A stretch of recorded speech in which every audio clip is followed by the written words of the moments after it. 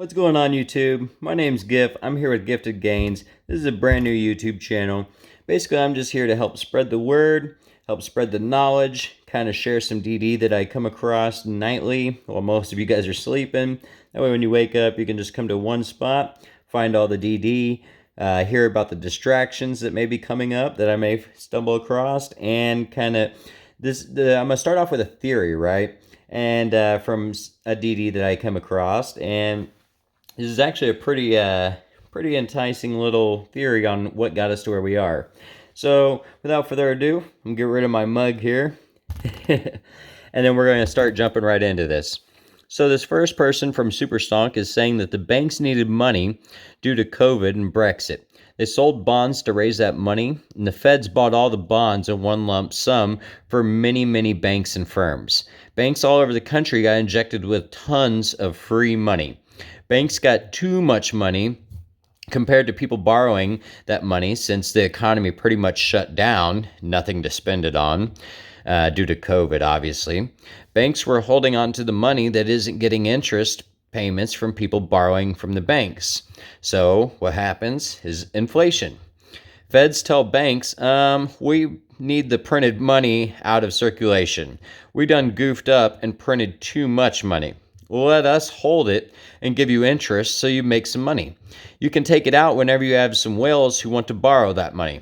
And then a little bit time passes. Well, nothing happens, right? So now the feds are like, fuck, no whales are borrowing the money. We'll just keep holding on to your money. Now they're like, oh man, now we've got too much money, and that actually goes against our rules to have that much of your money without giving you more interest. Well, inflation keeps going up as the feds keep printing more money to pay the interest now on the money that they printed. So because no whales are out there borrowing money, now the Fed done really goofed up. The economy is screwed until Biden passes the stimulus bill, and that's what the SEC meeting was about, right? And so now what they're saying is, so for Biden to get the $7 trillion bill passed so the repo market can finally be borrowed against, which it just basically means, AKA, the taxpayers are footing the bill again for the fuck up of the banks and the feds, right? So somebody kind of asked them, I said, would you be able to enlighten me and the others on the connection to GME and the mother of all short squeezes? So this person, Torius, sorry if I slaughtered your Reddit user handle here, but comes back with some fantastic responses, right? So what they're saying is the EU Exchange Commission in 2013 proposed a change in short selling rules, mainly on transparency and naked shorting. This was due to their findings of the 2008 and 2010 crash. The London Exchange was like, fuck no, we make money from short selling and being all hush-hush. We also may or may not have fomented the 2010 crash. But the EU that's what the EU said, right? I apologize. That's what London Exchange was like. The EU's like, no, we're going to go ahead and do this. So the UK is like, we're out, Brexit, right? So that's when 2014, when Brexit kind of happened. Well, time rolls past. Here comes 2019. Now the EU Exchange Commission passes sweeping regulation that's set to go into effect in February of 2021. And again, they're providing links for a lot of their info. And then we roll on next. Well, what happens next is COVID in 2020, right? So now the EU decides to push the rule change date back to 2022 in January due to the SEC and the Fed. Now the SEC and the Fed screaming, right? Because the SEC, I actually skipped a part, the SEC and DTCC were told that they need to change their rule to trade within the EU market. They said, okay, but we're just going to be a little bit of hush-hush about it because we don't want to scare the plebs. There isn't enough liquidity in the economy to bear a crisis if we don't slow feed the rules, right? That's when 2020 COVID hit. Then now they're kind of screaming. The shorties see blood in the water and want to make gains before the economy tanks from the pandemic or the new rules. So what do? They turn around and they short everything, right? Now the Fed starts printing money and buying up bonds. Shorties sell the bonds for easy money to short more. They're literally borrowing money to borrow money, basically. Now the Fed normally relies on the IRS to retrieve excess printed money from the taxes. Well, in the past 5 years, taxes has been shit. So no burning of unused money. Literally, it's the job of the IRS to burn the money out of the circulation. Well, here comes 2021 and the GME drama, right? Back in January. This is the first chink in the game of hide the shorts that gets exposed. The FUD from the markets start to appear. The Fed starts telling everyone, don't panic. Here's more free money plus interest. More bonds are sold. More borrowing to pay off borrowed money. But this time, it's on steroids, right? And if I remember right, back in January, there was February, there was reports of 500 different securities that were heavily shorted, if I remember correctly. I could be wrong on that, but I'm pretty positive it was 300 or 500 or some insane number. And so, you can kind of let that sink in. But anyways, back to the DD here. So now, $11 trillion in corporate debt, right? That's where we're at right now, with $860 billion in margin debt. And this isn't even the scary part. No one knows the DarkPool debt. 002 may expose that. That's the rule that goes into effect today. Hopefully, it'll start the mother of all short squeezes. Can you believe all this shit started because of Brexit? Right. So now, people are starting to obviously start asking questions. And so they're asking, what does this do? Reduce the borrowing power from the hedgies? Is the $791 billion, is this interest money that's going to be used in circulation again? Or is this money taken out of circulation? They're really trying to understand this person and their theory, right? Luckily, this person gladly defends their theory and comes through with some more details. And what they're saying is, it's the excess money that the banks and firms want the Feds to hold to increase the value of the dollar. There is a max that the Fed will hold plus an extra, which has its own rules. Interest on excess reserves, IOER, the interest on excess reserves act like covered calls. Little extra cash for letting the Fed use the bank's money, basically.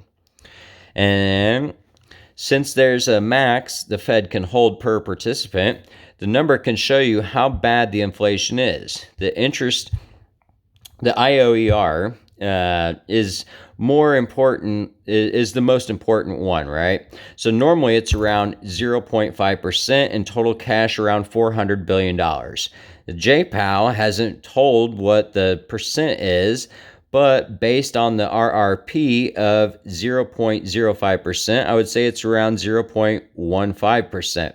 The most recent cash total was $3.1 trillion. These numbers say one thing: inflation. We screwed, right? So again, I'm kind of with the people here kind of questioning, because now at this point, I'm a little lost. I'm still kind of learning the repo market myself. So, and again, like I said, I'm no professional. So now what they're saying is two questions. One, is there an advantage if I got the stimulus and used it right back into investing instead of in spending it? And two, what happens if everyone who got the stimulus put them back into their bank accounts and just sat on it, right? And just like the true legend this person is, they immediately respond. And what they say is, number one, the answer to that is the easiest way of lowering inflation is for people to put money into the stocks, as it'll remove printed cash from circulation while still being leveraged by traders. This is how the last three crashes in stimulus spending didn't increase inflation that much. The rich got bailed out and the companies did the whole stock buyback reinvesting thing. It's a sick game of having the plebs bail out the rich so the economy as a whole doesn't collapse. And number two, the answer to that is, as long as people pay their taxes and the IRS burns the excess, then nothing much in the long run. The banks will loan out the extra cash as normal and put the rest in repo market. The Biden infrastructure stimulus is going to big firms and have a time limit when they must be spent. So they won't be sitting on the cash either. And so, with all that being said, that kind of led us to where we are now. And then now, here's for some fantastic DD that I also come across for AMC. Now we're going to start jumping into the juice of everything here.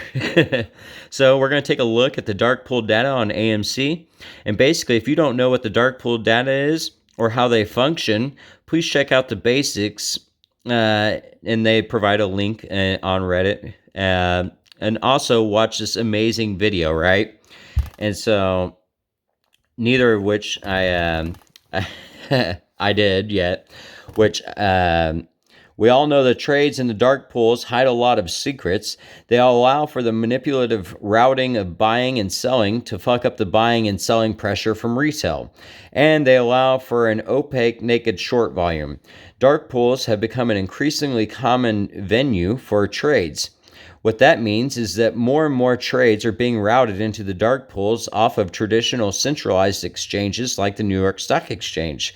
Today, it is estimated that 40% of all stock trades happen in dark pools. In 2015, it was 18%, and in 2005, only 4%. For AMC, the figure has consistently been 50 to 60% or more of the total volume on a daily basis. Some wrinkle-brained apes assert that there are days where AMC's dark pool volume is 99% unreported. So let's take a look at this. We're going to jump into this a little bit deeper here. And as you can see, if I would stop going too far out. So as you can see in the picture above that they have highlighted, I do not know, it will let me zoom in. So as you can see, our numbers up here show the date of 6/21 of 2021 for AMC. AMC's been consistently at the top of the dark pool list for the volume. And so at the short volume is 39,035,419 with a short percentage of 0.4105%, with a net short volume of negative 17,012,574 with a net short volume basically a dollar average of negative $47 million. Oh, wait, that's actually $947 million negative, quickly approaching $1 billion. The DP position is negative 518 million, and the DP position is negative 27 billion. So again, I'm no professional in that. I don't know what that means. So luckily, we have this wonderful person here that's going to break it down for us. And so what they're saying is much numbers, very math. Wow. All right. AMC is the top stock traded in the dark pool on multiple metrics. But most interestingly, ascending value DP position, this is very fucking interesting to me. And let me tell you why. All right. Thank God, because I have no clue. So the stock grid claims that by their metrics, a positive number means that the short volume was higher than the buy volume.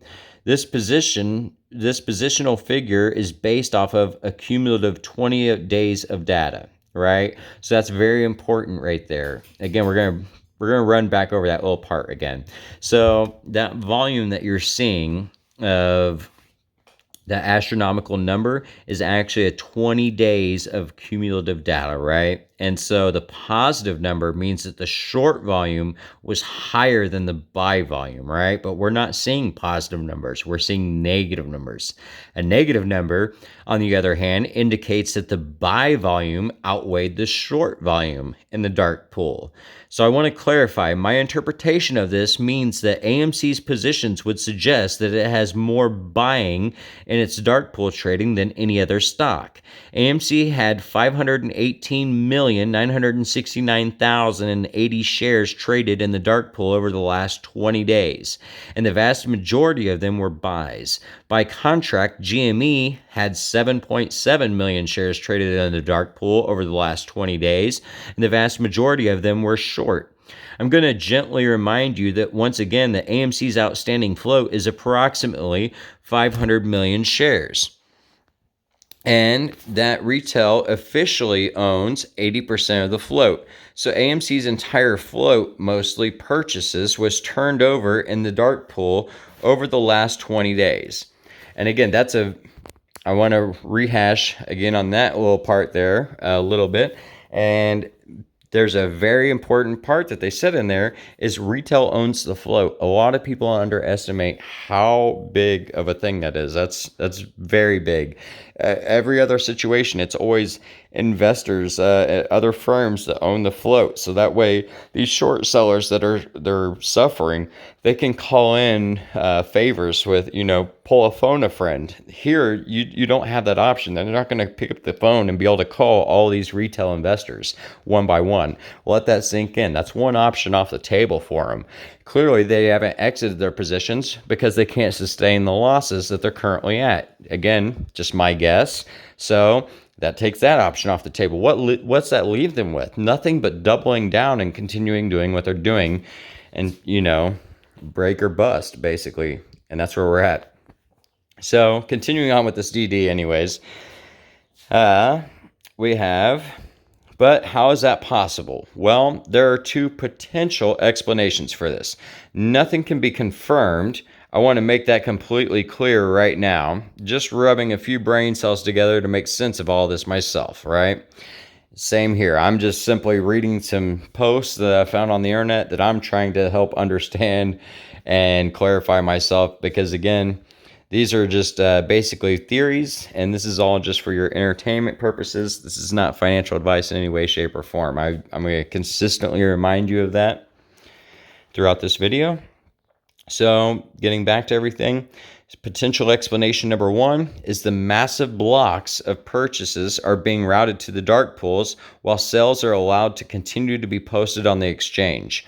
Reminder that Citadel pays for order flow from 9 different brokers, right? So there's one. Now, potential explanation number two is an institution or institutions are purchasing massive blocks of AMC shares and then are selling them onto the open market. Either way, those both result in the same thing, and that's called manipulation. But wait, there's more, right? Another thing to note is that there's a significant and growing number of AMC shorts that are being marked as short exempt. Exempt shorts do not have to abide by short sell rules, namely those which state that short sellers must abide by the national best bid or offer, effectively the best bid, sell, and buy price. Exempt shorts are allowed to be priced outside of the national best bid or offer, right? So this also means that they can be used during the short sell restrictions, the SSRs. So again, that's big. And but again, that's not just it. There's more. Another thing to note is that there's a significant growing number of AMC shorts that are being marked as short exempt. Actually, we just read this, so we'll go down a little bit. So AMC actually has a stupid amount of marked exempt shorts, and no other stock even comes remotely close. And so we're going to zoom in here. We're going to take a look at some of these numbers. And as you can see, these are all AMC, and you can see the short exempt volume. You can see on the daily basis on how many of them there are, which is astounding. And these values are updated on a daily basis. In January, the short exempt volume was, drum roll please, are you ready? 0, right? So now that's big. Yes, you read that. 0, nada, nilch. And again, we can zoom in. Here's our 2020 12/29, shows short exempt volume 5,953. Substantial difference from the millions that we're seeing currently, all right? And as you can see, those numbers creep up very, very dramatically over the coming months. It was like a snowball cascading into an avalanche. In April and May, those numbers were in the hundreds of thousands on average. Now there hasn't been a single day in almost a month where AMC has had less than 1.2 million exempt shorts. The steepest uptick began on May 25th. By comparison, GME only had 3 days in 2021 where the short exempt volume surpassed 1 million. February 2nd, February 5th, and February 26th. These correlate with massive drops in GME price after the heights at the end of the January run-up, as though they were trying to kill off the stock once and for all. And the rest of the time, it hovers around in the tens of thousands, sometimes thousands. I may have yet to find another stock with consistency that's got as many shorts like this, short exempts, all right? So now here what we're looking at is this is a GME's table, for example, right? And so we'll zoom in. You'll see here's GME, and this is their short exempt volume.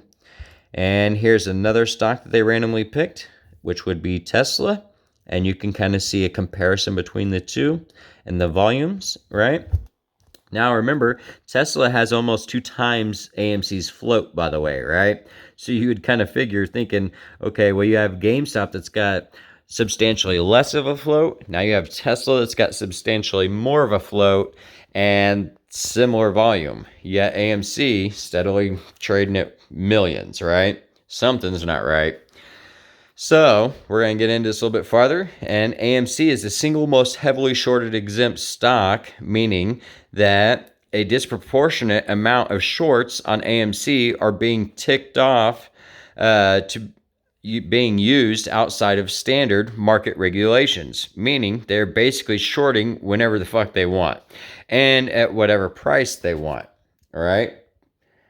So, but wait, there's still more.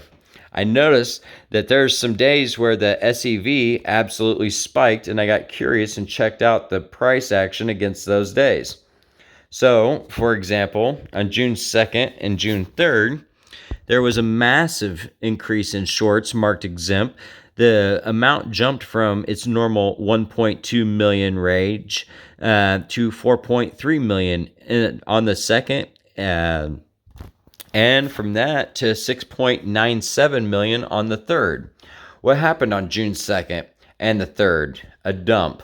So, right? So on June 2nd, the price for AMC was up to $62.55 at open. At high, it was $72.62, and the low for the day was $35.59 is where it had closed at, right? So that's the kind of dumps that we're seeing on those days.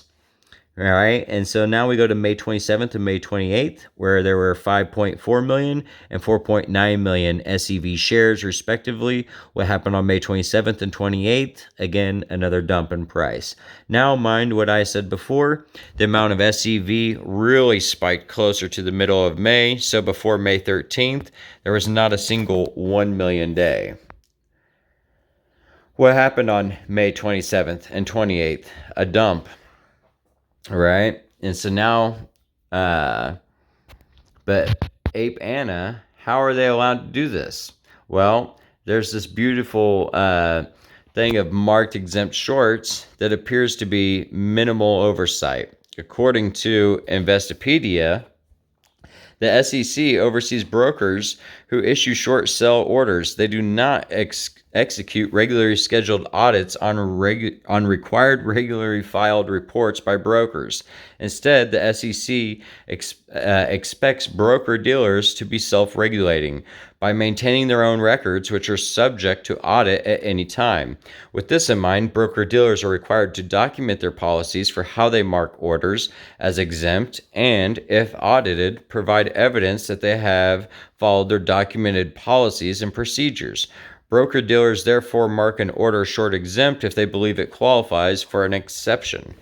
If you're reading that and thinking, wow, that sounds like they basically just mark the shorts as exempt themselves and are only required to keep paperwork around that the SEC might occasionally go check up on. Well, you'd guess right.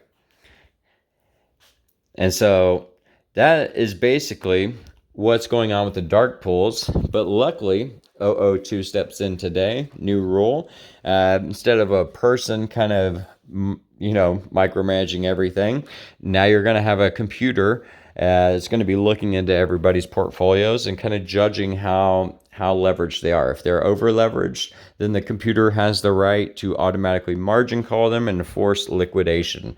Now again, take this with a grain of salt, because while this is great, fantastic news, and it will be interesting to see how the markets respond, keep in mind the fines for breaking a lot of these rules. I mean, at the end of the day, they could end up just issuing a fine of a few $100,000, and if if their profits are millions and their fines are hundreds, just a few 100,000, common sense is going to tell you you're just going to take them fines all day to keep reaping the benefits. And so hopefully these fines will be stepped up in price and in penalty, right?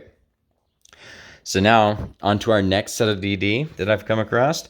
And basically, AMC surprise move from a low of $52 at open to $58 now. What caused it? And this is based off of yesterday, right? So most likely hedge funds are covering the failure to delivers after the 35-day time period expiring. Strange that no one is talking about this, is what this guy is saying. I can't pronounce his name, forgive me.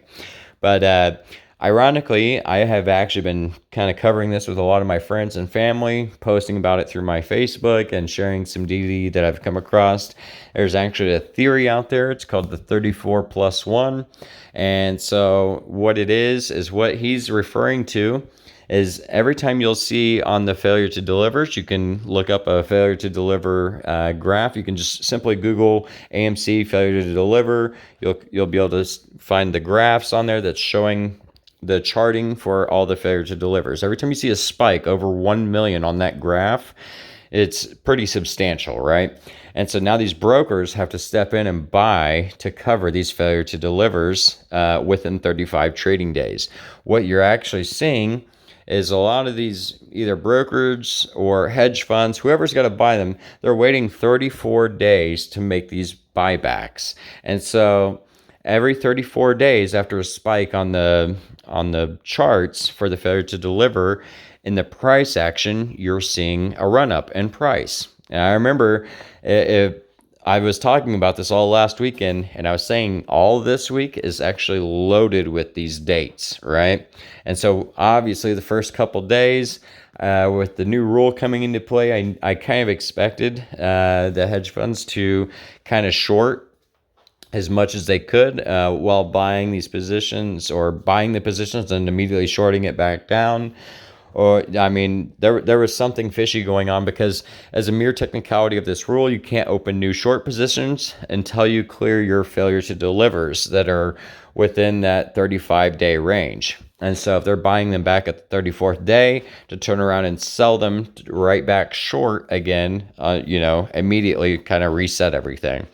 That's what's happening over and over again. You got a lot of those days that cover the failure to delivers on this week and next week, and there's big spikes, right? So that big spike is what could have pushed us yesterday on the resurrection back to a 4% green day towards the second half of the trading day. Because at the end of the day, there was no big news that popped out, right? Nothing that anybody kind of heard about.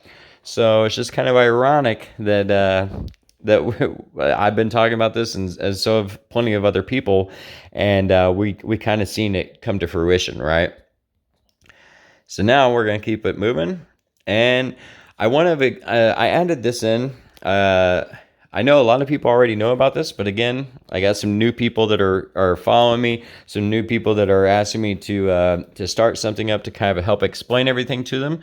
So we're going to break this down on short ladder attacks. This is what hedge funds are doing to kind of beat the price down, or at least were up until 002. I'm sure they probably will still continue this practice. Hopefully not, but I'm sure they will. Basically, a explanation from Reddit on a short ladder attack is it's unlikely that anyone is selling. This is a short ladder. It only looks like the stock is selling off. In reality, it's not. Hedge funds are selling back and forth with one another at lower and lower bids in rapid succession, tricking algorithms into thinking there is a mass sell-off when really there isn't. They do this to scare off retail investors to engineer a sell-off. That way, once the attack is over, the stock will normally go back up due to its demand. They will rinse and repeat their attack. each time hoping to chip away more and more retail investors. More people in here know this. So if retail investors are selling, it's unlikely that it's anyone at all, right? So then they provide this cute little chart here that they drew some pretty little crowns. It says what's happening right now. So they're kind of explaining the short ladder attack to you in layman's terms. Hedgie A sells at 751. Hedgie B buys at 751. Hedgie B turns around and then sells at 750. Hedgie A steps back in and buys at 750. Turns around, places it back for sale at 749. And so forth, just kind of bouncing back and forth. The rapid succession selling, and this is what is known as a short ladder attack. Again, it tricks the computer into thinking that it's lots of selling, drives the price down. Once people start seeing the price drive down, then retail, in their eyes, hopefully starts selling. Luckily for us, we've been hodling strong. So, and what does this bring us to? Now today, we're getting the news of what we kind of expected is our first hedge fund kind of closing up shop because they made some very bad decisions that we suspected. And that's going to be hedge fund closes after suffering losses investing. I want you to notice this as well because I put this in here for multiple reasons. To tell you about the hedge fund that not only collapsed, but to show you the FUD that the media is kind of helping spread, right? So they're saying that they were investing in GameStop reports. As you can see, it's highlighted. But down at the bottom, you'll notice that it was actually a bet against GameStop. They weren't in it, they were against it. So there's a clear difference there. So the London-based hedge fund White Square Capital has told investors it will be closing down shop and moving a move that follows double-digit percentage losses that have bet against GameStop stock, according to the Financial Times. That's actually pretty big news. This is what we've really been waiting on. So, and now we're going to get into the last part here. Again, I use many different brokerages. Again, I know a lot of people hate on Robinhood because of the fiasco in early January. It's understandable. Had me upset as well. However, with everything continuing on, I didn't want to risk on moving portfolios. I just opened up extra brokerages and started doing that, splitting up my investments basically between different brokerages. Anyways, that's for another story, another day. Long story short, I still have Robinhood. I don't think that they're going to stop trading again. I could be wrong, but to me, that would just seem like they're going to seal the deal on their fate on all these lawsuits that are against them. So, but anyways, with that being said, you're seeing a post here from my personal Robinhood, and this is actually a spinoff that just happened with Torchlight. So Torchlight kind of popped up out of the blue. This is one of those distractions, kind of like when we were seeing in early January, there was this Chinese educational group that was going around that they were talking about, oh, Wall Street Bets is talking about this. And I put it on my watch list, and it's just kind of ironic to watch how some of these correlate with AMC and GME. Right before they run up, you'll see basically these hedge funds are in a last-ditch effort. They can't cut their losses, and they're limited on doubling down, or they're trying to avoid that. They want to get you out. So what do? They're going to dangle an opportunity right in front of you, right? And they're going to try to lure that to you. And this time it was it was basically in the form of what's known as Torchlight, in my personal opinion. So what do? I went ahead and I was like, I'll just buy one share to kind of keep my eye on it. However, that one share turned into, instead of one share, I just bought one option just to kind of see how it would work. And ironically, I took a sweet little learning curve by doing so, because they did a corporate decision this morning to do a spinoff unexpectedly. And so I had this notification pop up, a spinoff. Now you're going to be learning with me here. So a spinoff is if you own options on a stock that executes a spinoff, the number of shares of the original stock in the contract will remain the same. In addition to the original shares, the new shares paid out by the issuing company will be added to your contract. If you own options on a stock that executes a spinoff, the new options contract ticker will have a number added to it. The expiration date on the contract won't change, but you won't be able to see this new ticker in the app unless you owned the option before the corporate action, which I did. Now, you'll only be able to sell this option position because you can't buy additional option contracts on a stock that's gone through a spinoff. So now this is really intriguing to me because this is going to tell me one of two things. Obviously, one, I can only sell. So that's going to tell me that that's going to drive the price down, right? But again, it's a spinoff and it's two separate companies that's tied kind of together with one price is kind of how I'm understanding it.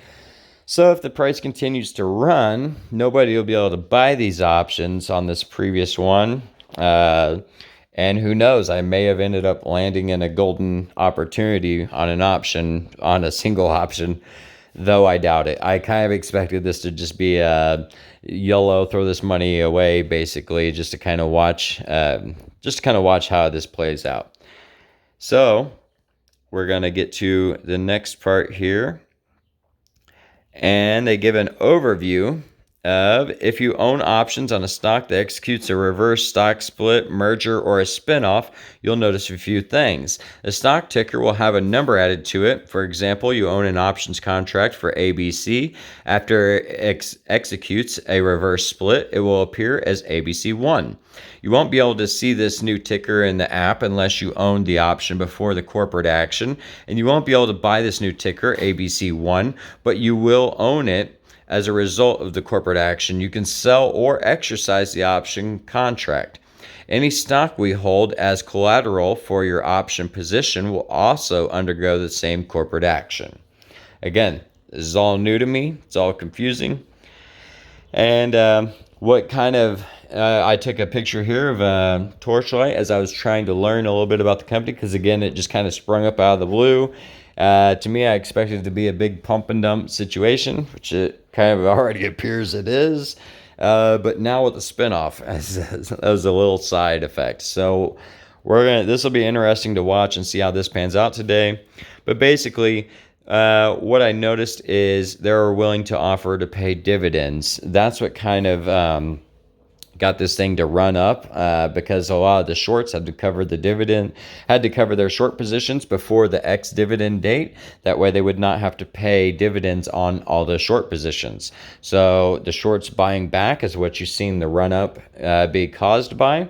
The date got moved back, and then of course, since they'd already bought back all their short positions, what do they naturally do? They turn around and reset their shorts, which caused the price to come plummeting back down.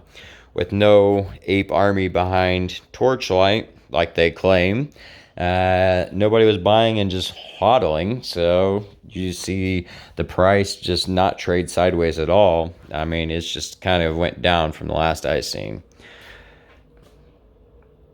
Now, next will be the ex-dividend date, and this is kind of just explaining a little bit further of what I was just telling you. So as to avoid paying a dividend on borrowed and shorted shares, you should buy back the shares no later than the date before the ex-dividend date. Again, I think that's truly what kind of got us to where we are.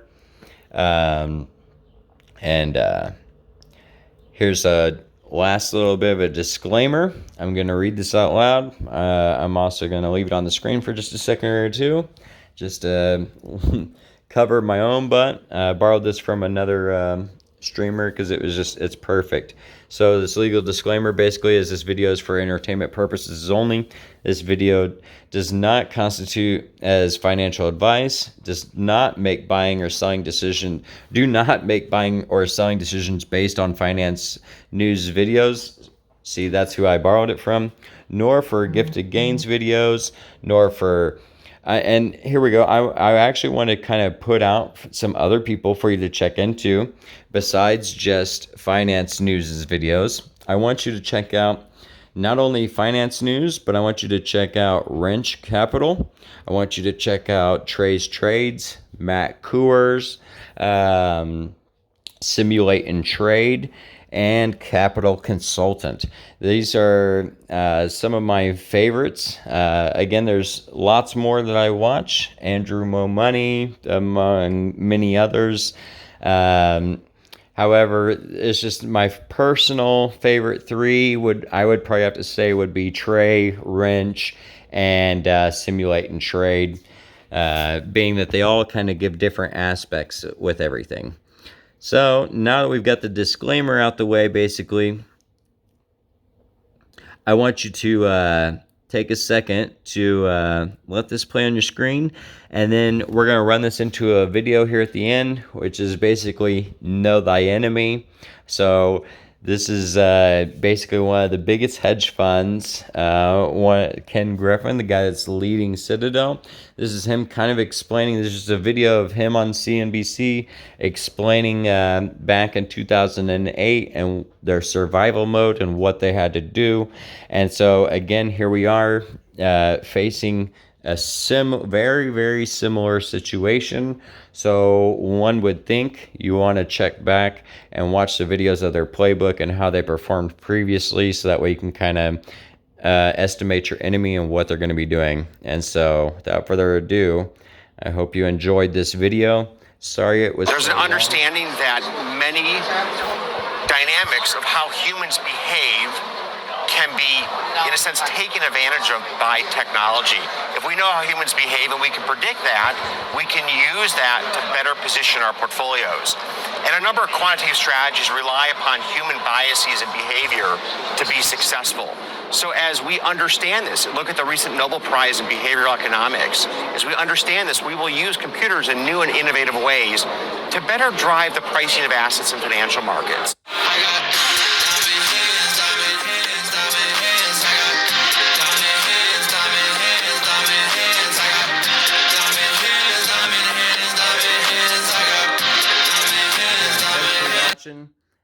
I hope you guys enjoyed. And thanks again for everything, for taking your time, making it to the end. I'm not going to be one of those guys pushing out, hey, try this link, hey, support my super chat. I'm not even going to be adding ads into this video. I just want to share the information, basically. Lots of friends and family were asking me to do this. Again, I hope this is beneficial and helpful. I hope you have a blessed day and an even more fantastic week. AMC GME to the moon, baby. Let's go.